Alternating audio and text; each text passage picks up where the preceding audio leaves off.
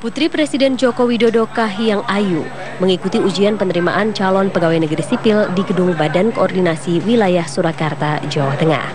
Saat diminta untuk wawancara, lulusan Ilmu dan Teknologi Pangan Fakultas Pertanian UNS itu beberapa kali mengelak.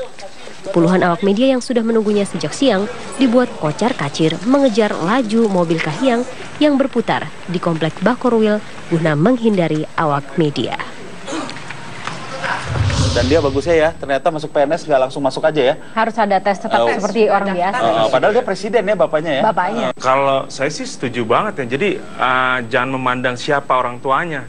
Justru ini mestinya ditiru ke depannya, mesti seperti ini. Jadi yang pernah kita dengarkan adalah buah jatuh tidak jauh dari pohonnya. Ya.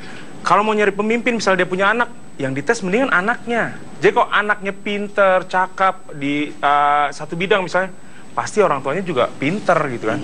Kalau anaknya pinter, pasti orang tuanya pinter. Jadi misalnya Anda nih mau menyalahkan orang tua Anda bahwa Anda tidak pinter. Sebenarnya cuma di masalah casing aja kali ya. Masalah casing ya. Ya penting untuk tahu kualitas dari keluarga si pemimpin juga harus diketahui. Jangan nanti kita pilih pemimpin, punya keluarga, kita nggak tahu kualitasnya juga.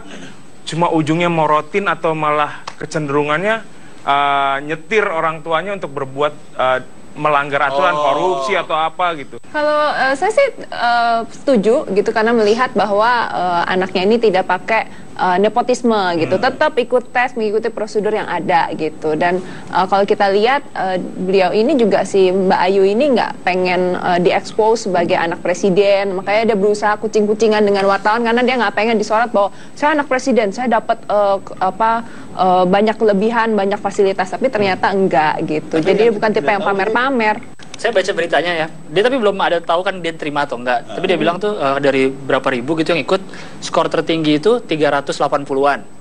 Kahiyang ini dapat 300. Jadi dia, menurut saya tuh dia pas di tengah-tengah. Karena kalau dia terlalu bagus 380, orang pasti ya anak presiden bagus. Kalau dia terlalu jelek, diajakin anak presiden kok bego gitu. Berarti dia pas di tengah-tengah tuh dia udah tahu dia. Kita juga anak presiden kok lu biasa-biasa aja. Gak enak jadi masalah. Tapi dia pas di tengah-tengah itu. Yang repot kan dikatanya main kucing-kucingan sama wartawan. Dia ngumpet kan, ini karena dikelilingi sama pas pampres, pasti ketahuan terus. Pas pampresnya enggak? Pas pampres itu. Pasti anaknya di situ. Makanya mendingan Anda melamar jadi pas pampres. Karena nggak ada tampang. Iya, sebagai ini pengalih isu dia. Pengalih isu. Dia kabur, Kahiyangnya kabur. Terus saya dikira pot bunga. Oke, tepuk tangan dulu. Oke, Rif.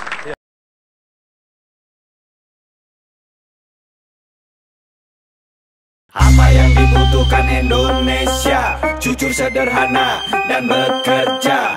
Ayo kawan dukung Jokowi kalah. Bersatu padu coblos nomor 2. Apa yang dibutuhkan Indonesia? Jujur, sederhana, dan bekerja. Ayo kawan dukung Jokowi kalah. Bersatu padu coblos nomor 2. Badannya kurus, wajah kampungan, namun hatinya tulus. Sinar harapan, dengan kerja nyata kau jawab keraguan. Karena janji-janji sudah membosankan. Citramu sederhana apa adanya, cerminan sikap dari nuraninya. Lambang cinta untuk rakyat Indonesia. Jokowi adalah kita.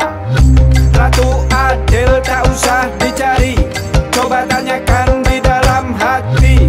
Rekam jejaknya sudah pasti, jawabannya adalah Jokowi. Apa yang dibutuhkan Indonesia? Jujur, sederhana, dan bekerja. Ayo kawan dukung Jokowi kalah. Bersatu padu coblos nomor 2. Apa yang dibutuhkan Indonesia? Jujur, sederhana, dan bekerja. Ayo kawan dukung Jokowi kalah.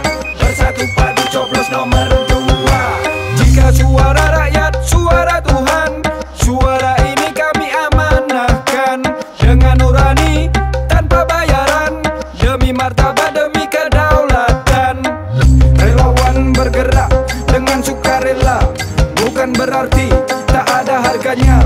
Justru karena tak ternilai harganya, takkan ada yang sanggup membayarnya. Sekian lama reformasi hanya utopia, sekian lama demokrasi tersandra. Pertiwi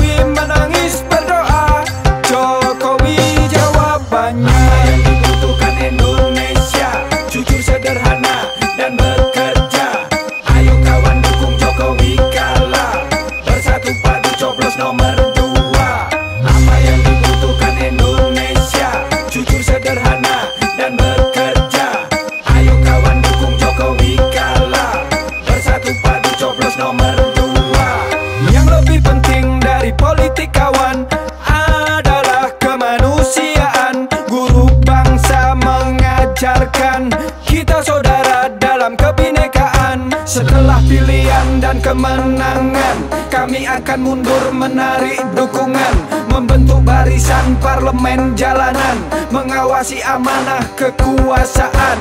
Menang tak jumawa, kalah lapang dada, siapapun dia presiden Indonesia. Menang tak jumawa, kalah lapang dada,